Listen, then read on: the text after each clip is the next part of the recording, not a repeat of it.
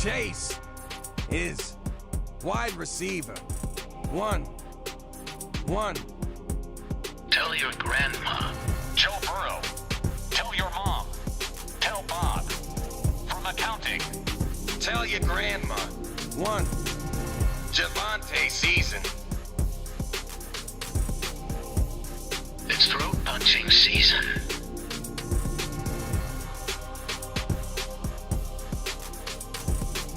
It's throat punching. It's throat punching. It's throat punching season.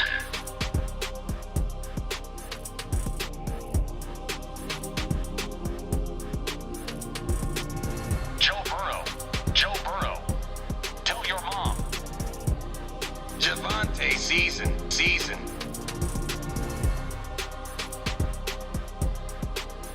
Tell your mom. Tell Bob. From accounting. Chase is wide receiver. One.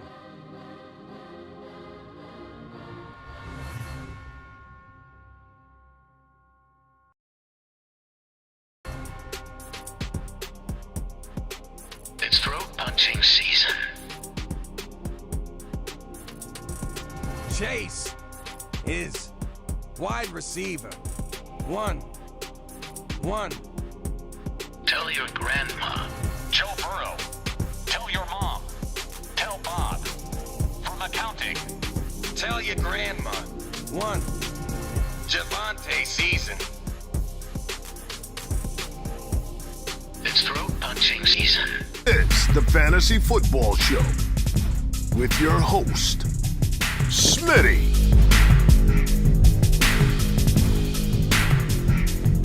Pick a lap. What is going on, good people? Thanks for joining me on a Monday, a very crazy Monday already. We've got Aaron Rodgers' $100 million news.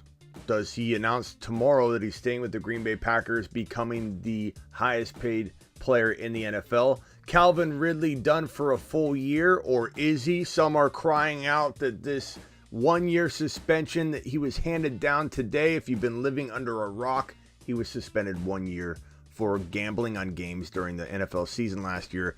Is it too stiff of a slap on the wrist, given the fact that the league is so heavily involved in DFS and gambling, and the players actually being told and instructed to promote and talk about, yet not participate in? There's a lot of controversy around it, okay? And I accept that. I do feel like Calvin Ridley was a tough sell for me during the entire offseason so far, from January to now, or even in mock drafts from December till now.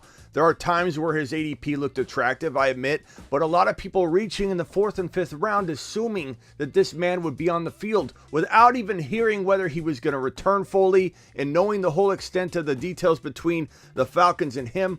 A recent report came out that the relationship was very complex, that the situation is very complex, for lack of better words. I believe I'm paraphrasing a little bit on that, but it was something to do with a complicated relationship between the team and Calvin Ridley. So nobody knew what was going on with this guy. Is he returning? Is he not? And yet people like Mike Thomas the year prior, like Saquon Barkley last year, people tying themselves to a big name player and just saying it's going to be okay. They're a big name player. It's Barkley. He's going to be ready. When the writing on the wall was Barkley was not going to be ready for week 1, it was the easiest thing to see, and we cried about it, screamed about it from the rooftops on the show in all last offseason.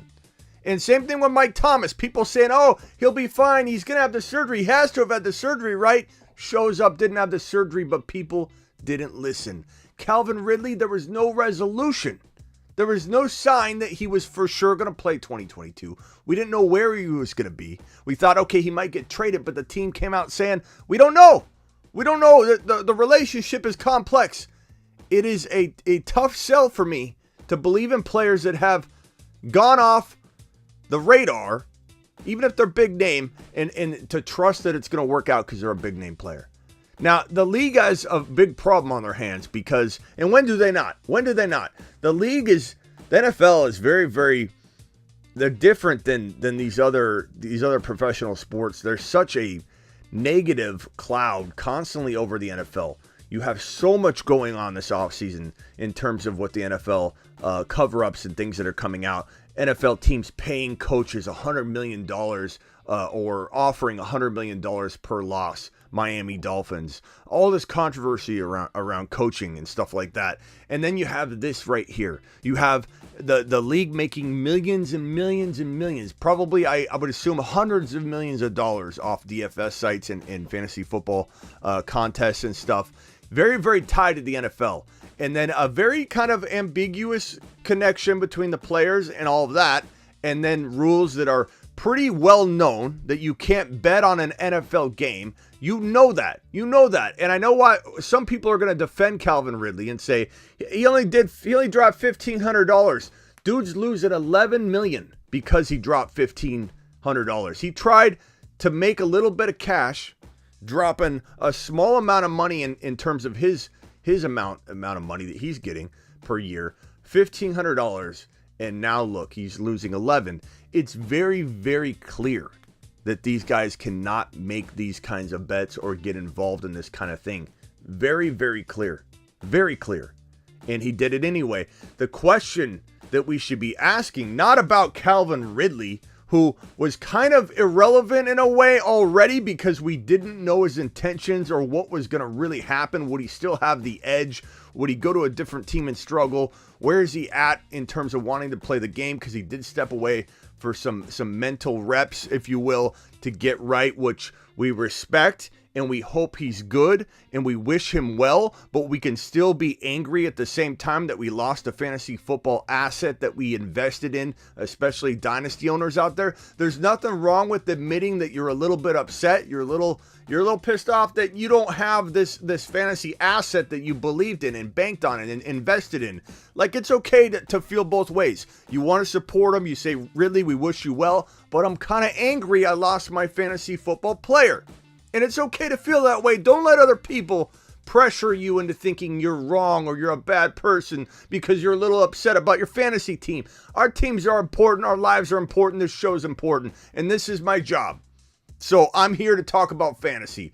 I do wish him well. I wished him well when he went and took a year off. I did disagree with the timing of it. He probably knew this was going to happen in his own mind, that this is the way I need to go. And he waited until a time where the team couldn't necessarily react properly. He did leave his team and abandon his team. We all have to go to our jobs. Let's be honest. Let's speak what we're all thinking. We're all thinking, okay, yeah, mental issues are a very tough thing and we want to support people. 100%. Don't twist up what I'm saying. Anybody that needs mental or physical care, you need a mental break from something, you need help, I want you to go get help. People deserve to get help. People deserve compassion during these times. But it is hard for some people, I'm just putting it out there, to accept that this man in this position playing this game, this amazing game, it's hard for the average Joe, I'm just being honest, it's hard for the average Joe to watch him and say, man, I can't step away from my job. I can't step away from my job and just vanish for a year because I'm overwhelmed and I need a mental break. So people are getting upset left and right. It's understandable. It's also understandable that there are people that want to take the stance this is a mental health issue. How could you even talk about fantasy right now? We're a fantasy show. We're going to address it. I'm being compassionate too. But people are upset. Then this guy goes out and drops $1,500 on some games last year while he's still on the team. I don't want to hear excuses. He knew better. Not that the NFL isn't making it a little bit confusing, integrating DFS and fantasy football and betting with the NFL and still trying to keep the players separate from it. But it doesn't matter. If you think logically, an NFL player should not be betting on the outcome of an NFL game. I'm sorry. I don't understand how people are completely going to bat for this guy. You bet $1,500. I don't care if it's $1 million or 15. You're betting money on the outcome of games and you play in that sport. There's no excuse for it. And everybody that wants to defend him, I get your perspective. And I also agree there needs to be a conversation and we need to talk about the complexity of this. Asking players to help promote and push the NFL into the DFS and gambling space is very, very awkward.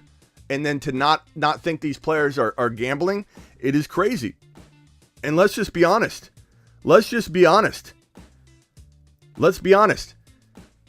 There are probably other players that are either going to come out, news will break on them being a part of this as well.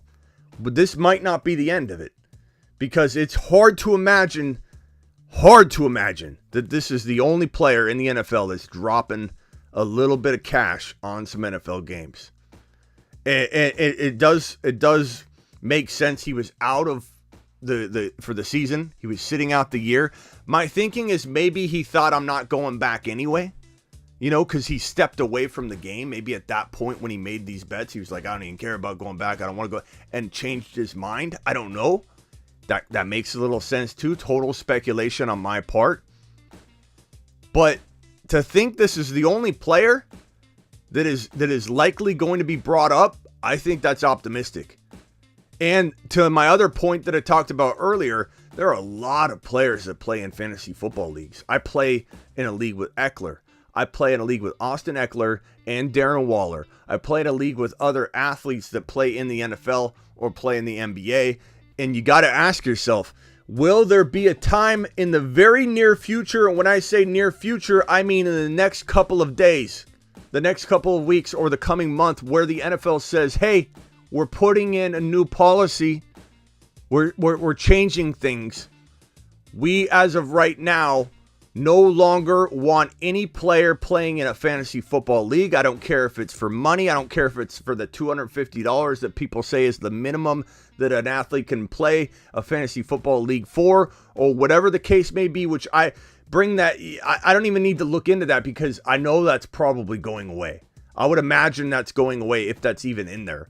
And second of all, you can't drop 15. It doesn't matter. Ridley dropped $1,500 on NFL games. Apparently, some say under his real name too. Here's a string of tweets that this man dropped literally minutes after the news broke.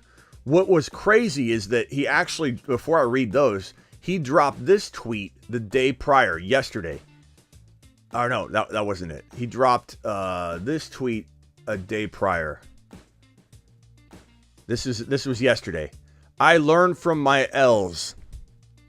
He dropped that on March 6th. It is March 7th. So either he knew it was coming, or that's a very badly timed tweet. But after news broke, after Rappaport broke it, after Schefter broke it, this is what Calvin Ridley tweeted in sequence. If you know, at the bottom up, I bet $1,500 total. I don't have a gambling problem. And everyone's like, oh my God, who's got a hold of his Twitter account? Like, this is crazy right here. Then the next tweet. I couldn't even watch football at that point. I just gonna be more healthy when I come back, says Ridley 2 hours ago. Then 2 hours ago he wrote, I know it's wrong, but I'm getting 1 year, LOL. No one's laughing, Ridley. No one's laughing right now, pal. If you know me, you know my character. I don't know what to say at this point. Dude bet $1,500. I know that sounds like small change to some people, especially somebody that makes $11 million. But $1,500 betting on a sport you know darn well you should not be betting on because you were a part of it. My thinking is he didn't think he was going to return. I don't know what he was thinking, but it was clear as day to this player and every player in the NFL, you do not bet on your own sport. You do not bet on your own sport, on the outcome of games. And I think that there's going to be some craziness going on in the coming weeks and months in regards to fantasy football and how players are even allowed to be involved in that.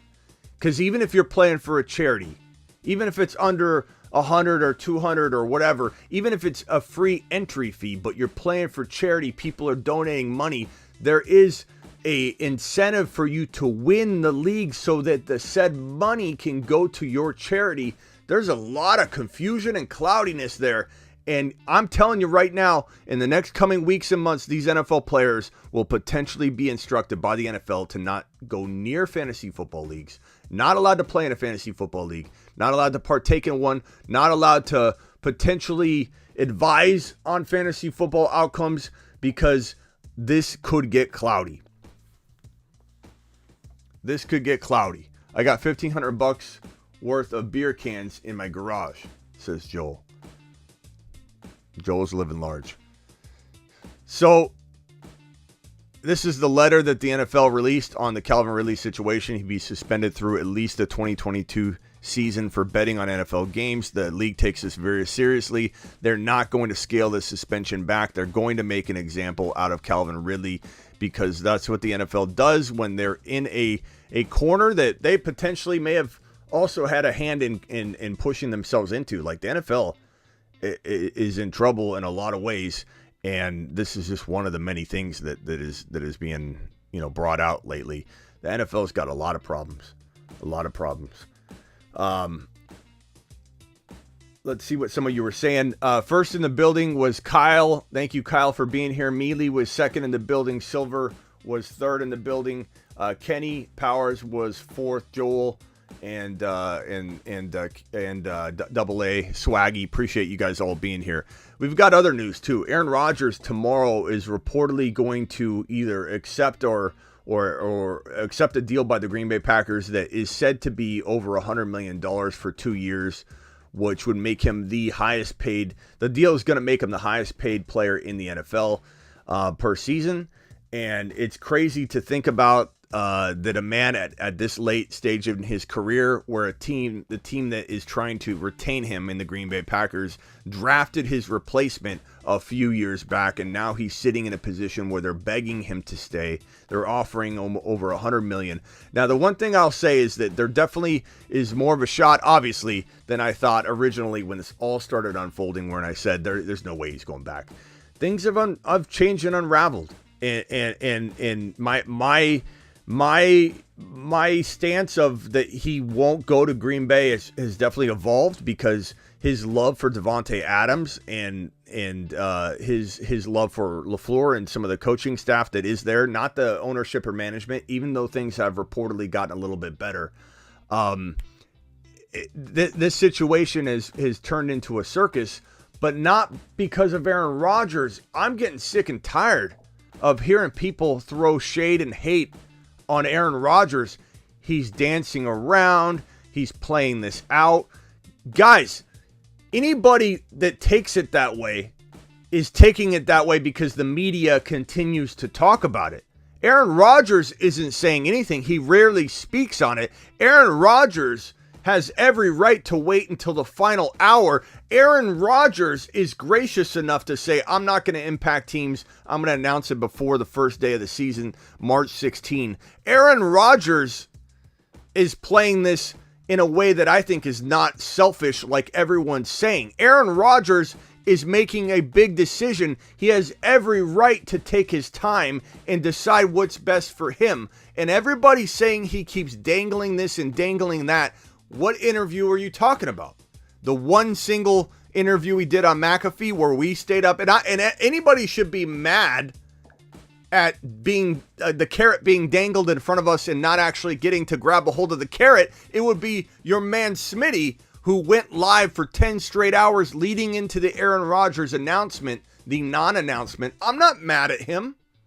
There was reports by the media that he would be announcing something that was confirmed even on the McAfee show before, an hour before. We were live for 9 straight hours. We didn't know if he's actually going to announce anything. We didn't know Aaron Rodgers would address it at all. We didn't know Aaron Rodgers would even for sure do an interview. There were some rumors, but nothing was concrete or verified. We went out on a limb, on a whim, and went live at 2 a.m.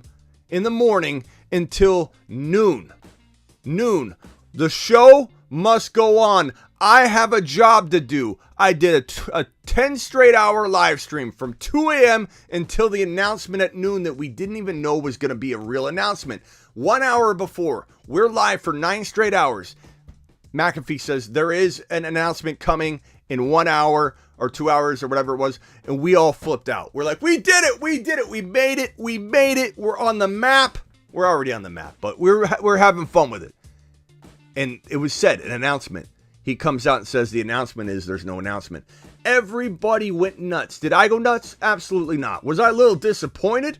Sure, because we stayed up for 10 hours, but I had fun doing it. I wouldn't change it for a second. That's what we do. Our failures or our misses are not failures or misses to us. We had a good time talking about a great topic, and I'm not sick and tired of talking about it. I love talking about the NFL. I actually love smoke season. I love trying to sift through the smoke and figure out what's real and what's not. I love taking something that's in the news and either validating it with my opinion or shooting it down. That's the whole point. When a rumor hits, I'll report on it. I don't care. I'll either shoot it down or support it. So when someone says Aaron Rodgers is really leaning toward Green Bay, the Athletic reported something, and it was a NFL source or some kind of front office person or whatever had a source that said that Aaron Rodgers knows what he's doing. He's just stringing out the Packers to get more money. And he knows that if he makes it look like he might go in one direction or the other, he's going to get more money. Like, is there some truth to that? Probably. Is it subconscious? Maybe. Is it planned a little bit by ARod? Maybe. Who wouldn't do that? You're negotiating. Everybody needs to stop. Right now. Aaron Rodgers is allowed to do whatever he wants. He's earned it. And if any of you were on the negotiating table, you were sitting at the table and you were negotiating your deal, do you think you would use a little leverage here and there? Do you think Aaron Rodgers is doing something you wouldn't do? And not to mention, the dude's not dangling anything in front of everybody.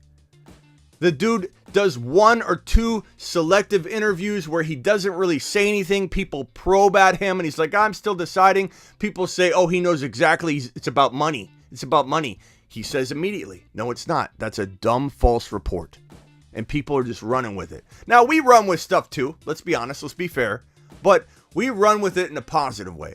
I'm not out here speculating negative things on Aaron Rodgers. I'm trying to predict, I think he's going to Denver. Hackett, Nathaniel Hackett comes over. There's a lot of stuff to talk about. There's a lot of stuff to go over. But Aaron Rodgers being completely attacked left and right is unfair. It's unwarranted and it's not right. Because a lot of you, every single one of you that hates Aaron Rodgers or calls Aaron Rodgers a baby or a diva or a drama queen would do the exact same thing. It's hypocritical. It's hypocritical to suggest that you wouldn't also look out for your best interests, for your legacy. Part of the legacy of the man is becoming the highest paid quarterback in the NFL. Is it all about money to him? No. But will he still want to be the highest paid quarterback in the NFL even if it's not all about money? Absolutely. Would he take a little less money to be happy and go play somewhere like Denver or Pittsburgh or Tennessee if that's what he feels would be the best location to help enable his happiness and long-term happiness and growth and livelihood? Is that what he would do? I believe he would. I believe he would take less money to be happy. Do I think he'll try to maximize his dollar in his deal? Absolutely. Who wouldn't? Anybody being critical of that is not being realistic. And Aaron Rodgers, in my opinion, according to all these reports out there that are floating around, in my opinion, are as speculative as the stuff we're doing. It is. Bottom line, we speculate. The Athletic and these other reports are speculating. And and when someone says from the Athletic that there's a source that says that Aaron Rodgers knows what he's doing, he's, essentially, I'm paraphrasing here, stringing along the process to get more money. Is there truth in that? I bet there's a sliver of truth in that. Sure. I would do it too. You would do it too. We all would do it too. But has he totally decided? I bet he hasn't. I bet he might have the answer now, but he's going to announce it on Tuesday, so he's holding back potentially. Sure. Does that make him a bad person because he might have figured it out on Friday night? Or he's 99% sure, but may change directions real quickly? weird people hate ARod is the correct thing there, Webb. I just don't understand the hate for Aaron Rodgers. The amount of happiness he's given people. What he's dedicated. He's dedicated his whole life to football. Yes, he's getting paid generously. But this guy has been, in my opinion, one of the funnest players to watch. He's been one of the most entertaining character people to watch. And I love Aaron Rodgers. Smitty, why is my deck not working? Where's my Smitty approve button when I need it? Where is my Smitty approve button when I need it? Where are you? Smitty approve, where are you? Aaron Rodgers? You've just been Smitty approved. I 100% approve Aaron Rodgers. And I still firmly believe that none of us know where he's going. Is there likely a $100 million offer being dangled in front of Aaron Rodgers' face that he cannot say no to stay put, to not have change, to have the same coach, to have Davante Adams? Yes. There's at least 50% chance in my mind. Now, it's probably already made up. His mind is probably already made up. But guessing what is going to happen, I still say it's a 50% chance he stays in Green Bay. I think there's still a 50% chance he goes elsewhere. I don't think there's any percentage chance he walks away.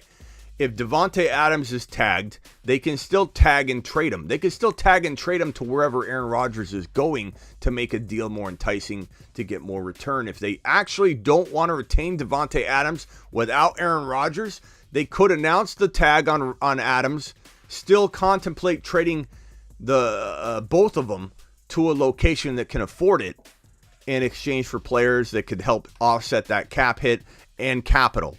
Okay? It can happen. They could both be set in a trade together. It would be very complicated. But if they do tag Adams and Rodgers comes back and says, no, I'm leaving, I'm sorry, they can still trade Adams away, but they have to tag him. They can't lose Adams outright. A team even tagged, getting paid the top 5 average of all the salaries in the NFL for wide receivers, even though it's a high price tag, he's worth it. Especially when you're talking about 1 year. A team with cap is going to say, give me that all day long. So there is a very strong chance that Adams gets tagged and then traded later if ARod steps away. But if Adams gets tagged and ARod signs, then Green Bay has them both for 1 more year. I still think Denver, Pittsburgh, and Tennessee hold a total of 50% chance of what is to happen. I don't buy into that Aaron Rodgers has already made up his mind. He's staying in Green. These things feel like they have no substance, in my opinion, because Rodgers isn't talking about it to anybody. I still think Denver feels. I did a show last night on Instagram where we're doing a fun destination pick. I picked Tennessee for the first time because I'm always saying Denver or Pittsburgh. I'm still saying Pittsburgh or Denver. I feel like Denver today, for whatever reason, I'm feeling like Denver's a little more likely, but I said Pittsburgh the other night. I'm torn. I'm going back and forth. I'm as torn as Aaron Rodgers. I don't know where, like, if this is my call, I don't know where I'm sending him. If I could hit the button right now and send him to Pittsburgh, Tennessee, or Denver, or Green Bay, I'm definitely hitting the button for Denver or Pittsburgh because I want fantasy football running back greatness to come from this. I want Aaron Rodgers to land in Pittsburgh so that Najee Harris goes to Neptune. I want Aaron Rodgers to land in Denver so that Javonte Williams can go to Pluto.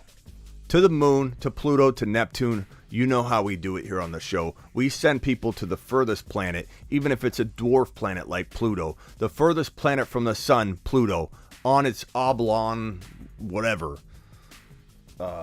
trajectory. So I'm real excited about this news breaking tomorrow. I couldn't be more thrilled to be a part of the news breaking process here. And I think that everybody here that has a problem with hearing about this over and over, everybody here that has a problem with Aaron Rodgers, you guys just don't like drama. And I understand that. And I appreciate that. I respect that. And I'm not going to rip on you for that. I am different. I love this. I feed off it. When there's rumors spreading and smoke, it's my job to try and interpret them.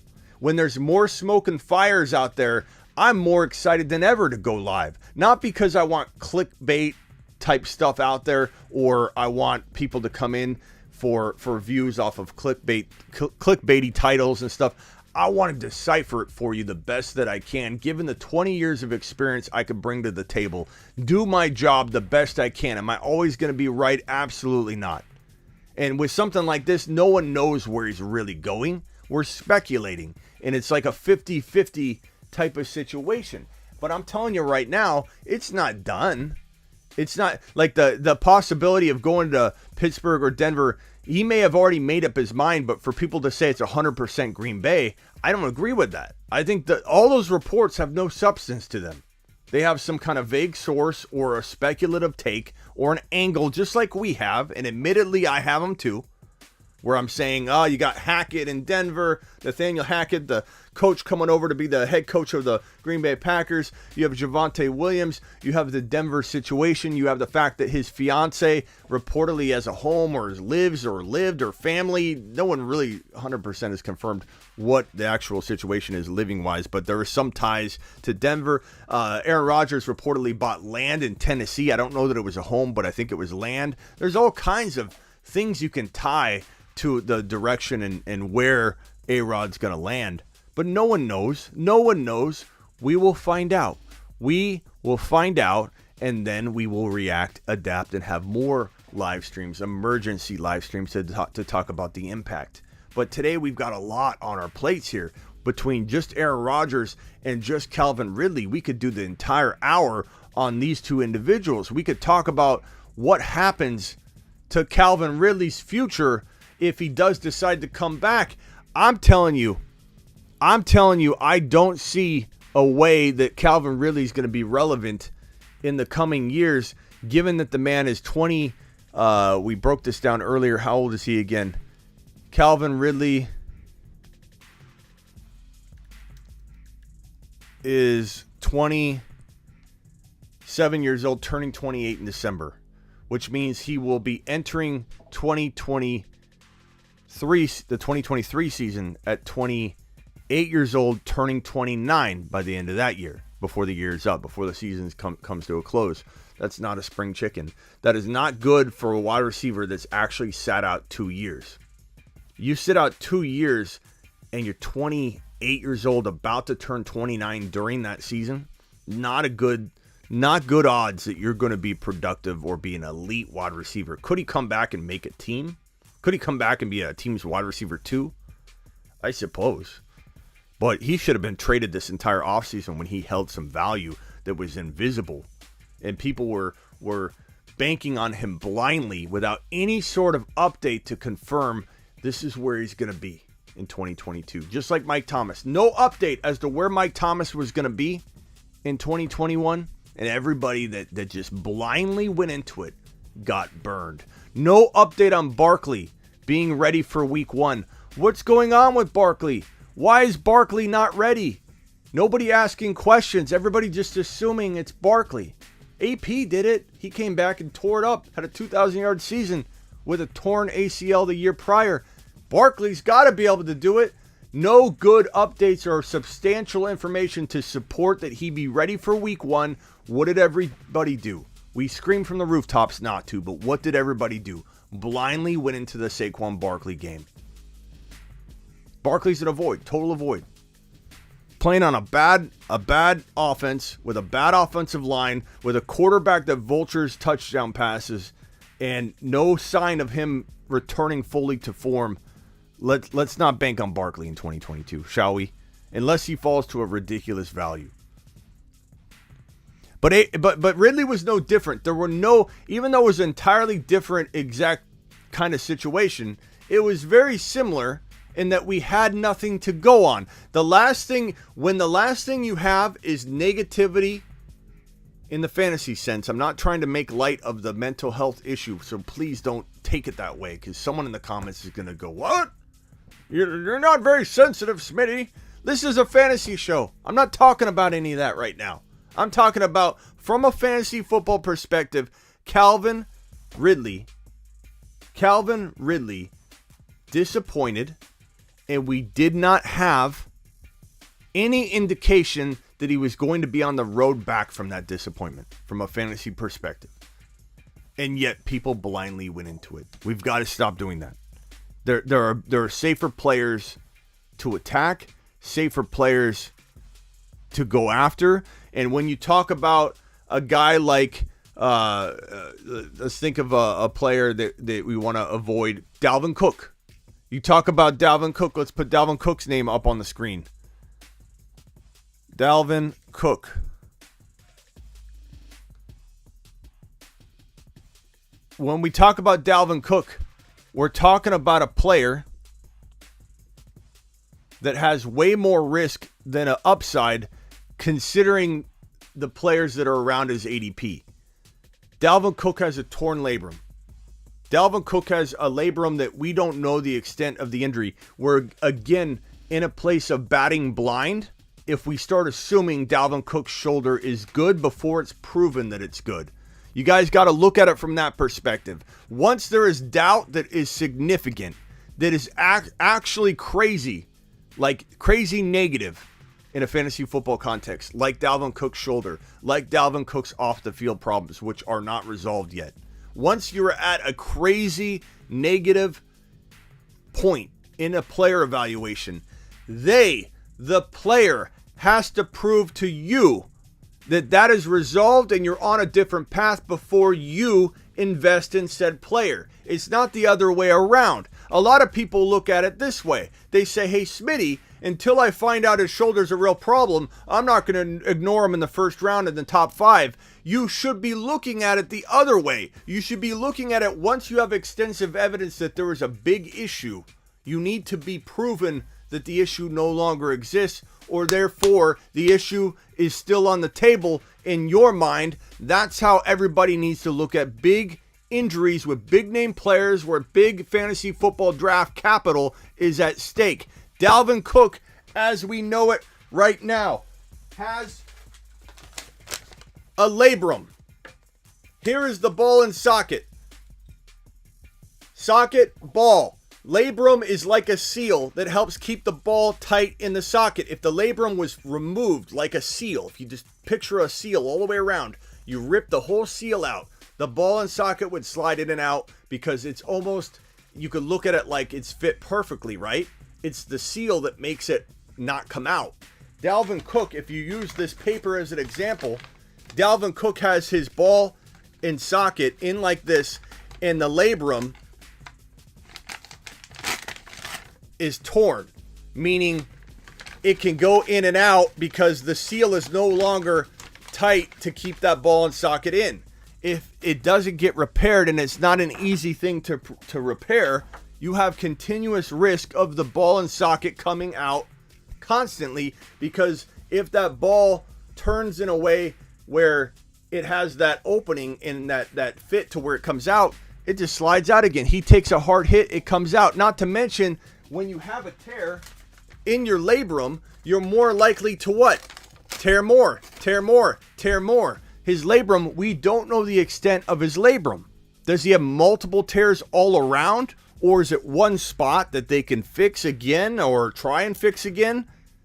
Or until we know that it's one spot, that it's fixable, we have to assume the worst. We have to assume there's multiple places where his shoulder's torn, and it's going to continue to come out if he takes a hard hit. His shoulder will forever be a concern if you are a Dalvin Cook owner. If you decide to go down the road of owning Dalvin Cook in 2022 or in your dynasty league, you better own Madison. It's a must. And Terry's not happy. Terry says 54 people in here, only 26 thumbs up. Let's catch it up. Let's make it level and parallel. Guys, if you're having a good time at all, even if you're not, but you're still engaged and you're watching, mesmerized by the fact that you don't agree with anything I'm saying, hit the thumbs up. Do your boy Smitty a favor and absolutely terrorize that thumb up button. Smash it, devour it, and let's get at least 57 viewers, 57 thumbs up. Appreciate everybody being in here. What a big day. We're talking about Dalvin Cook, and then we'll put Dalvin Cook topic to bed. Dalvin Cook is a must avoid.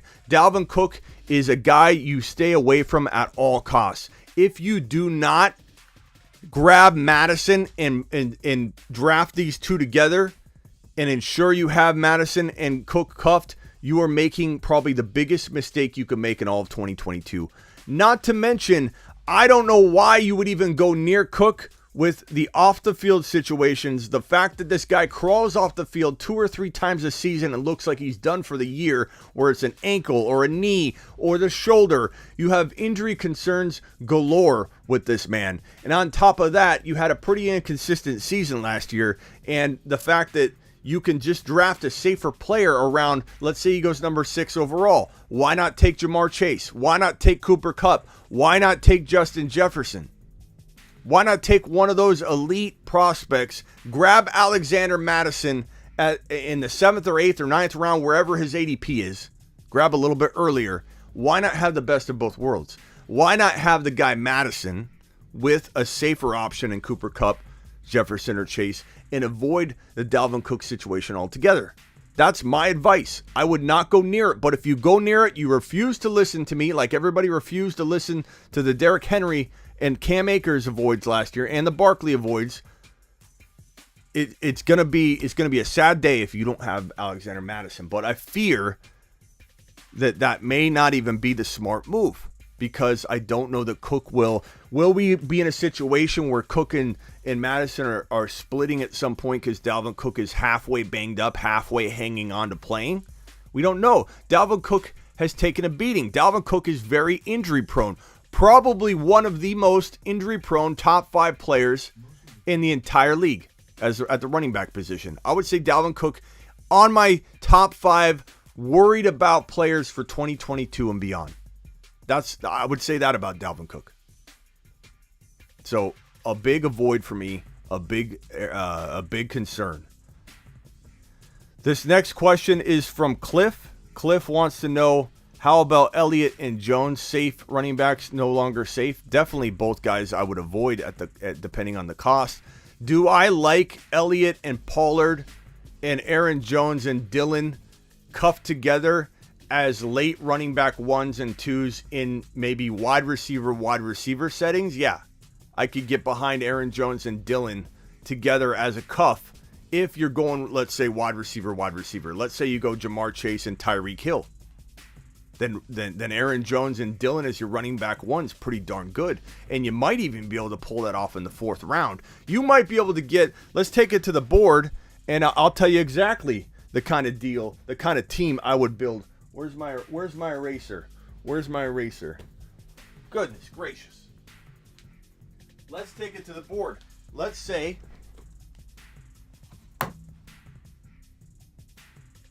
my dock is not working. Let's say you take Chase in round 1. If you're just coming in, hit the thumbs up. Chase in round 1. Let's say you get Hill, you get lucky, and you have like low first round, high second round picks. You get Hill in round 2. You could still go Josh Allen. It's harder to speak and spell at the same time than it looks. You could still go Josh Allen in 3. And if Aaron Jones, now if ARod returns, that could bump his value into the 3rd round. But if Aaron Jones falls and then you get like an ETN, later on in 5, and then you get Dillon later. You can't even see that. Let me move that over. ETN in 5, and then you get like Dillon later. And you get Pollard later. This is a pretty good team. And look what I did here. I didn't even take a running back here. I went wide receiver, quarterback. I went 0 RB. 0 RB approach. Chase, Hill, Josh Allen, Aaron Jones, ETN. Not bad running backs considering you're going with Aaron Jones and ETN. Not bad running backs considering you're going 0 running back. Like that, in that case, I like, and same thing with Zeke. If you took Zeke in like 4 or 5 and you took Pollard later, you could put Zeke here.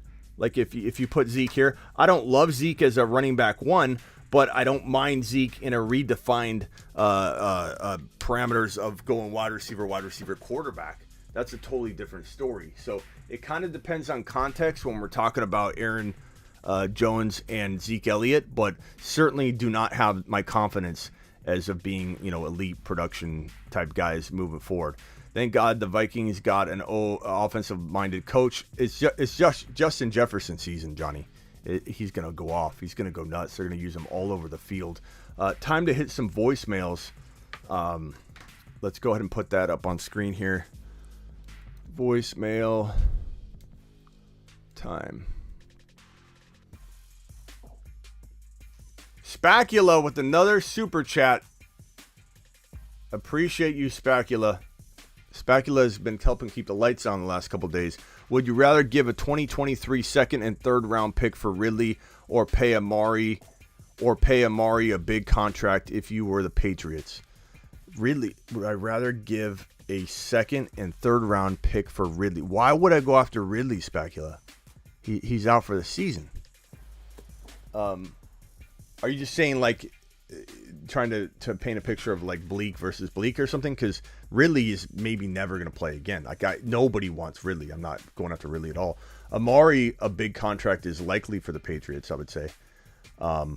Another super chat by Niner by Nation. Thank you, Spacula. I appreciate you, man. You're a good pal of the show. We love you here. But I really, no team's trading for Ridley.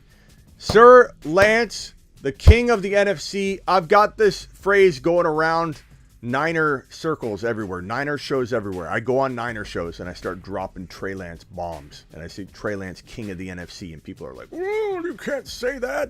And I say, have you seen my board? Have you seen my board? Where's my board? Have you seen my board? In the corner here. Trey Lance, number 5.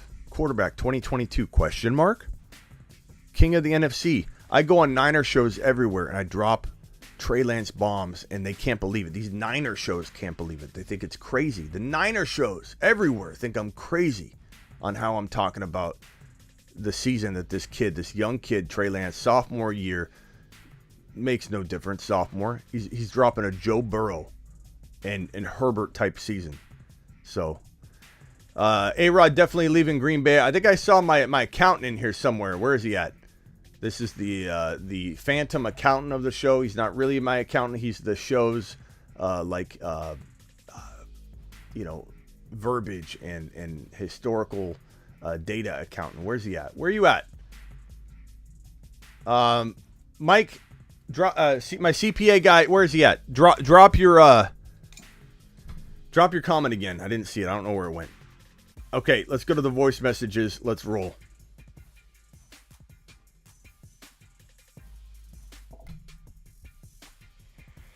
Hey, Smitty, it's Trey. You opened up my question that I sent yesterday morning during your live stream about Calvin Ridley. You said you would touch on it on the 7 p.m. Eastern Time show. Thanks so much.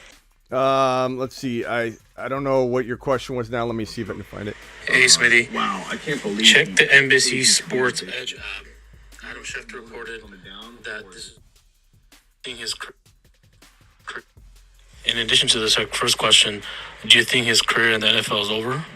Okay, I think that's the question you wanted me to ask. Is his career in the NFL over? If you have another question, drop it in a voice message. I don't know what one you're talking about, but drop the new question in the voice message and I'll play it. If you got it, Tyreek.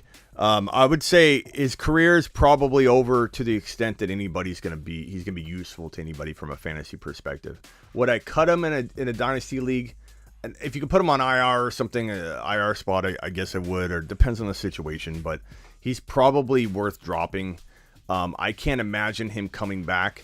I guess I'll wait until you see if a suspension gets minimized. I don't think it will. Everyone's saying that. I cannot imagine it being minimized. The league's going to make an example out of him. This is not about Ridley.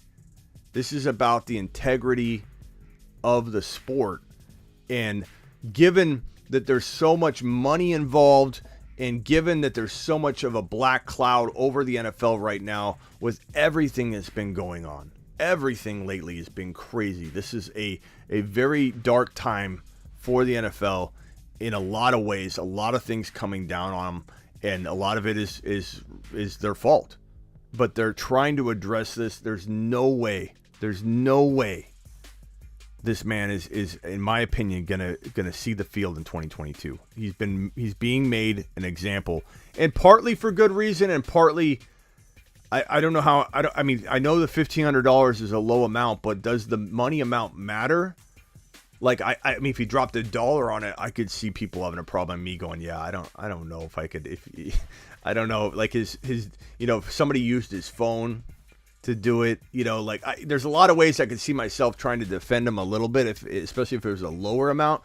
But like $1,500, while it's a small amount of money to him who's making 11, no longer making 11, a small amount of money for him, it still signifies a big bet, or bets in general that he has influence and reason to want to win it. There's a problem there.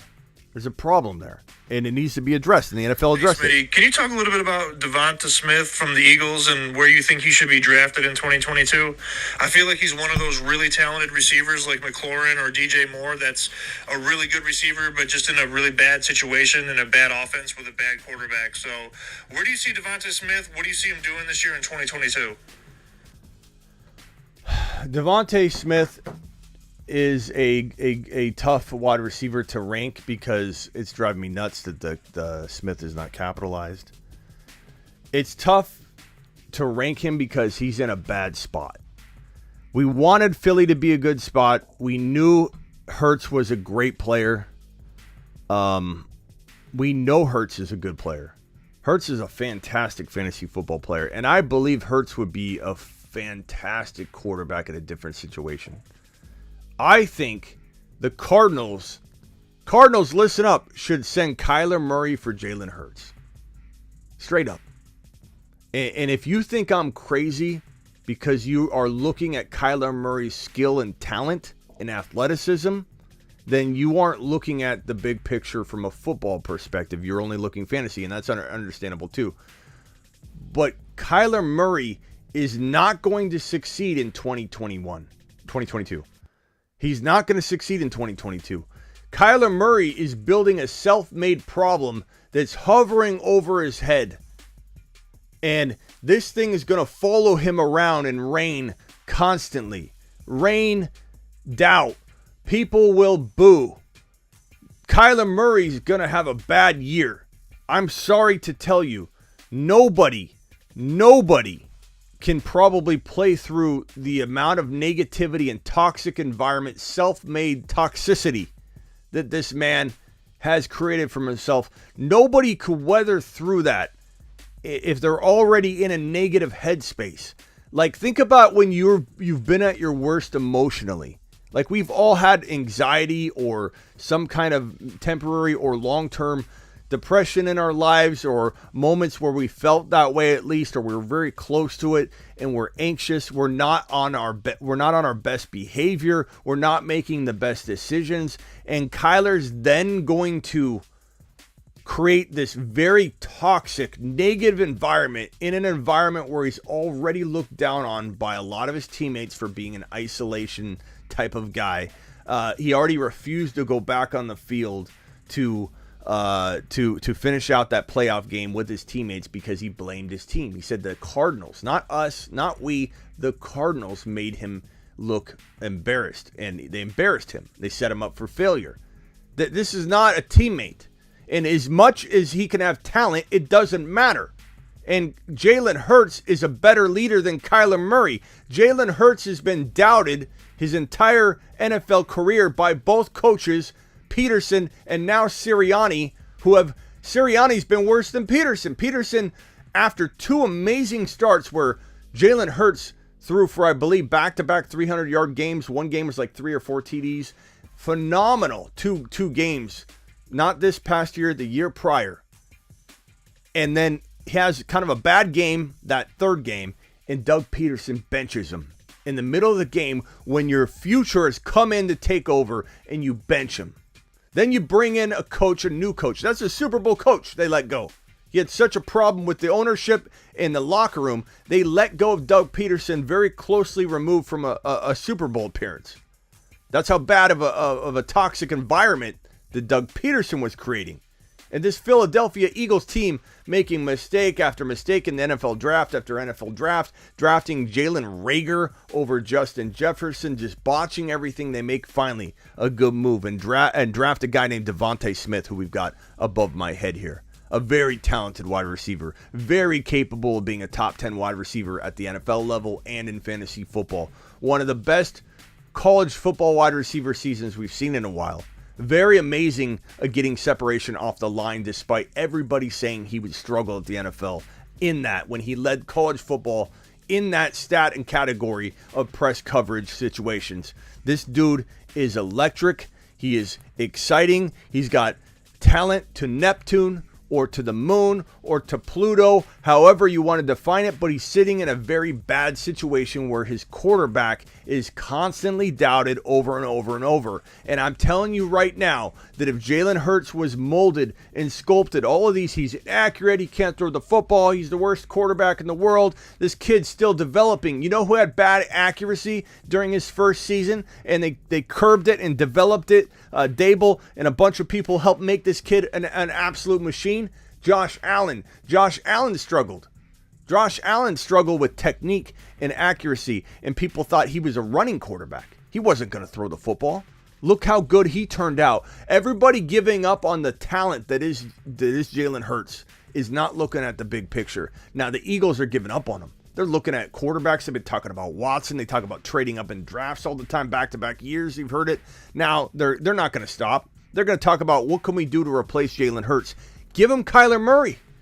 Give him Kyler Murray. Give him Kyler Murray. I don't care what anybody tells me about, oh, you're crazy. I'm going to see so many comments after this video and people that watch the replay that don't listen to what I'm saying. All they do is react to what they think they know about Kyler Murray's talent level. I'm in Arizona. I'm taking the temperature. I have the pulse of what's going on in this Cardinal organization, in the locker room, and within the fan base, and the fan base is fed up with him. We would welcome a Jalen Hurts for Kyler Murray swap because Kyler Murray, talented and all, top 5 running back ability from a quarterback perspective, top 5 quarterback type of talent with maybe first or second or third best running type of abilities in the NFL. Doesn't matter. What matters is wins and losses. What matters is longevity. What matters is when Kyler's hurt, can this kid roll outside the pocket and throw to anybody else because he is not good inside of the pocket. He is scared. He is scared to get hit. He is scared to get hit. This man wants to go play baseball partly because he doesn't like the game of football in some aspects. This kid does not like to get hit. He does not like contact. He is small. And he wants to roll outside the pocket. He learned to roll outside the pocket to mask his deficiency of being able to hang inside the pocket and make a throw. So Kyler is not a leader. Kyler is not developing. Kyler is young. Maybe a fresh start will do him some good. Maybe the Eagles, I doubt it because they doubt their quarterbacks, but set him there. Maybe he can progress over there. But I'm telling you right now, Jalen Hurts gives us a better chance to win than Kyler Murray does. And I would gladly accept it. And I hope to God that this coaching staff, Kingsbury, the GM Steve Keim, who just got their extensions, which is going to burn Kyler Murray even more. Can you imagine how upset Kyler Murray is, who wants his extension? And then he watches Keim and Kingsbury. What awful timing. I don't know if it was on purpose to kind of poke at Kyler. They get both of them the same day announced extended. And Kyler Murray can't. Kyler Murray's not getting paid. Anybody that says Kyler Murray will get it done, that he's playing hardball, the Cardinals will fold, they don't understand what's going on inside Arizona. They don't get it. They just assuming. They're trying to use historical situations to say holding out does this, this, and this. Kyler Murray's not getting paid. Not only in 2022, he's not getting paid next year unless he changes everything. And they win and things look good. Then they're scared and they sign him because they're scared. The only reason you get an extension, is because the team is worried or scared and fearful of either A, losing said quarterback or having to pay through the roof for said quarterback. What has Kyler Murray done the moment this blew up? Decreased his market value. He's not going to get 40, 50 million from another team watching this unraveling. Not to mention, he hasn't proved it on the field. He is pushing his potential 2023 offseason. The slight chance he gets a contract extension next offseason, he's completely trying to wipe that possibility off the map because it's not existent in 2022. He's not getting paid. I'm telling you right now. And Murray can't go play baseball because baseball isn't even happening right now. So Kyler Murray either needs to figure it out, come back, and try and play, a man up and change his attitude, or it's going to unravel. If he doesn't change anything, it's going to unravel. And mark my words, there is a slight possibility what we're seeing with Ridley, or what we saw with Ridley, where worse got worse and worse. The guy sat out the season, which again, I'm not trying to paint the mental health aspect as a problem, like he owes us and we shouldn't be able, I'm not trying to make that sound in a callous way, but from a fantasy football perspective, okay? From a getting on the field and producing and being a good fantasy football player. From that perspective, Ridley's situation got really bad last year, and it felt like it was going to get worse, and it did. Because there was a negativity kind of around the situation. Okay? This guy clearly doesn't have his priorities right when he's dropping $1,500 on NFL games when he knows better, and he walked away from the game. He wants distance from the game, but he's betting on the game. He's trying to be involved in the game, but he wanted to walk away from his teammates. And I'm sorry if that sounds callous, but he could have done it differently.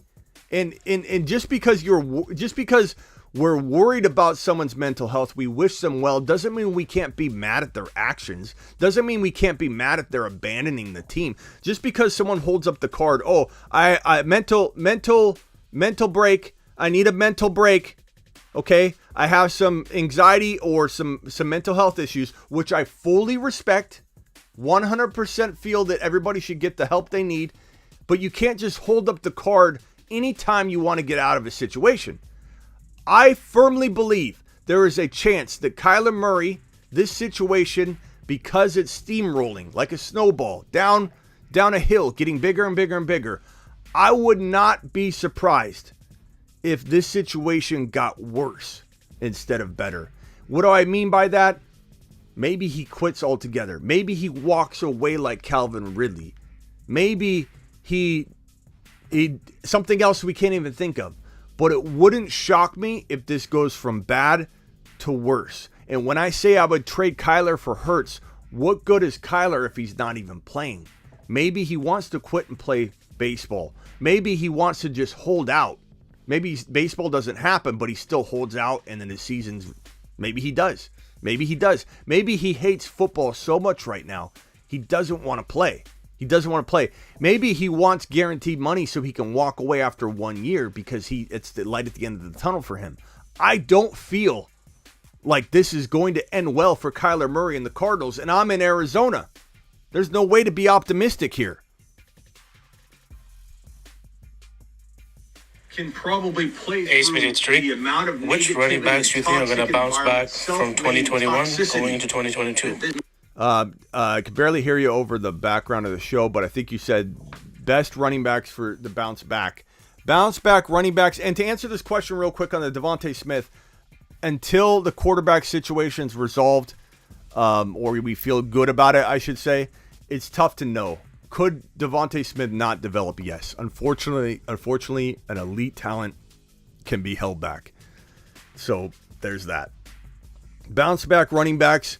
I suppose you could say one of the top bounce back running back candidates could be, Nick Chubb didn't have like the worst year ever, but could he have a big one more season? Yes, he could.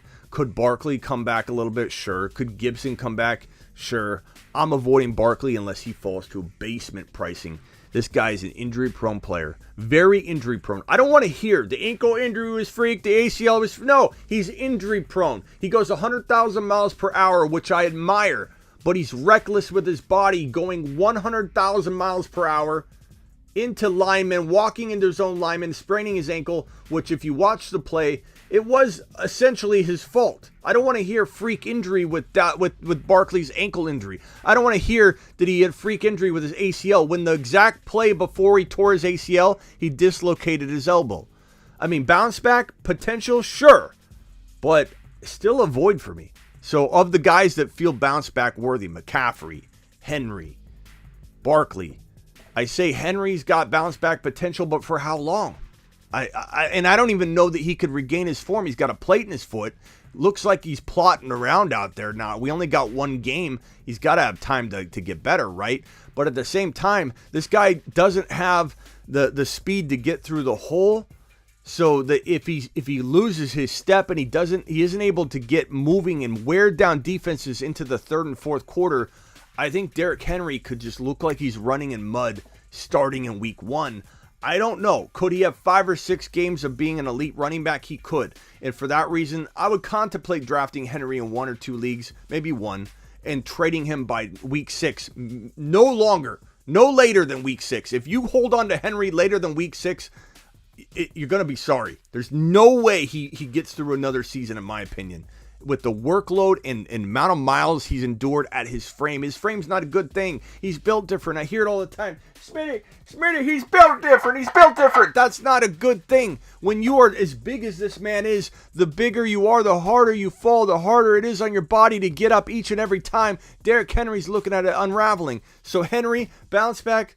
I'd say no. McCaffrey, why are we going to believe in McCaffrey again? In one league at the 12 spot, your 12-13 turn, I suppose I'm going to take a chance in one league just in case I'm wrong, but I don't feel it in my gut he's a bounce back. I don't feel it in my gut Henry's a bounce back. I don't feel it in my gut Barkley's a bounce back. Gibson I worry about too. I like him a little bit. If his ADP's good, I might invest, but am I feeling a bounce back? Not really. I don't know. ETN, bounce back. There you go. Cam Akers, no. Cam Akers did not look good as he rushed back recklessly. He's injury prone. He makes bad decisions with his body, like rushing back tried to do it in 5 months. 5 to 6 months after an Achilles tear, which no running back has ever suffered, and become a top 10 running back after an Achilles injury. No, this is not an ACL tear. That's Adrian Peterson. Achilles tears are different. D'Onta Foreman's the only successful running back we've ever really seen. Running back, not basketball player, not cornerback. Running back's a specific position that wears down an athlete quicker than any sport, any position in any sport, and it's different. It's different. D'Onta Foreman, it took him forever to get back to the form he had last year, which was pretty good. But would he have endured that on a full season without getting hurt again?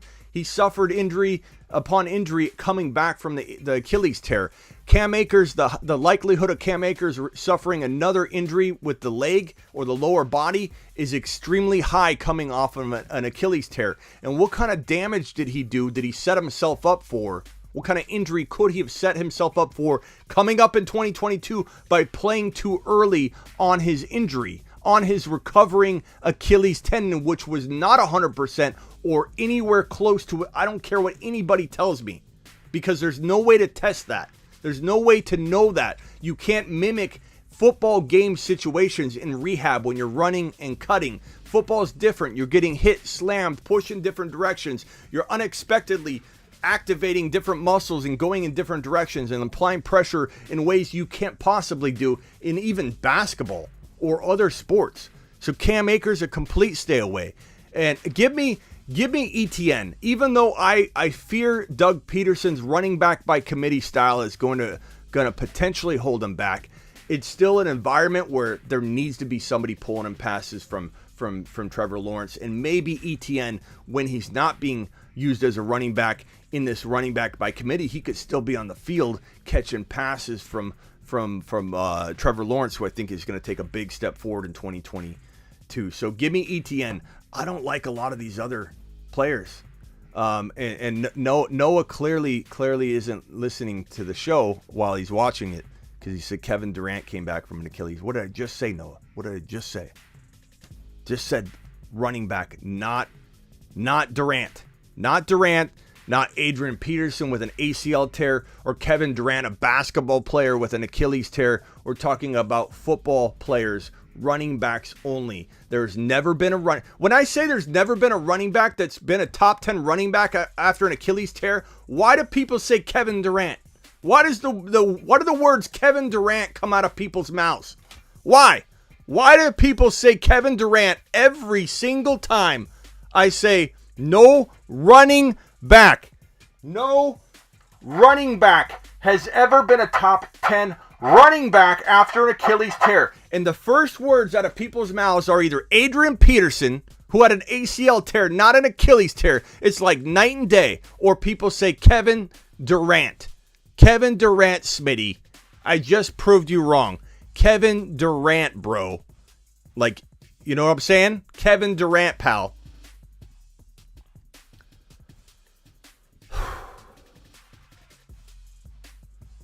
Where do we go from here? Where do we go from here? We're over. We're 11 minutes over. I appreciate everybody. I appreciate everybody. I even appreciate Noah. Noah, I even appreciate you. And I don't know where you've been lately, but I appreciate you, Noah. I still do. Foreman was actually pretty good last season. Noah, have you watched anything I've been saying for the last 10 minutes? I've already talked about Foreman for like 2 straight minutes. About 5 minutes ago, Noah. I just explained it to you.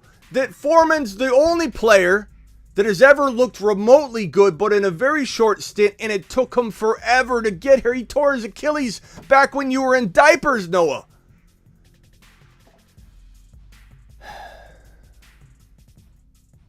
I don't know what to do at this point. I don't know what to do at this point. I don't know what to do at this point. I think I need to hit the end button. Subscribe if you're new. Subscribe if you're new. Like the video for goodness sakes if I've entertained you at all. If I've entertained you at all, please hit the like button and please leave a comment after the video's over. Not in the live stream, but in the comments of the video because it starts off with 0. And I get back to everybody's comment within the first 24 hours of a new video dropping. So please drop a comment and I'll see you all probably tonight on an emergency live stream because I'm sure Aaron Rodgers might pick his nose and the whole media is going to start ripping him apart and saying, Aaron Rodgers picked his nose, which is completely selfish and so rubbing it in the face of the media because he knows what he wants to do. He's picking his nose like he's a Green Bay Packer. And I don't know. I might have to do an emergency live stream on something relating to that in about 10 or 15 minutes when I'm about to sit down and watch a movie with Miss Smitty. But no, I've got to come in here because the whole media circus environment out there is going to attack the man for a simple action. Maybe Aaron Rodgers is going to put a tweet up. Maybe Aaron Rodgers might post a picture of a nice sunset that he's looking at because he's traveling with his family. And he's sitting in, I don't know, California. And there's a sunset coming. And he goes, look at this beautiful sunset. And everybody goes, I can't believe Aaron Rodgers toying with everybody, telling him he's going to San Francisco now because he posted a picture on his Instagram and tried to live his life. I'll be back here with an emergency live stream talking about that. But if I'm not, I will see you all tomorrow, 7 p.m. Eastern, because this show, the Fantasy Football Show, here on YouTube at thefantasyfootballshow.com. If you ever get lost, is always Monday through Friday, 7 p.m. Eastern,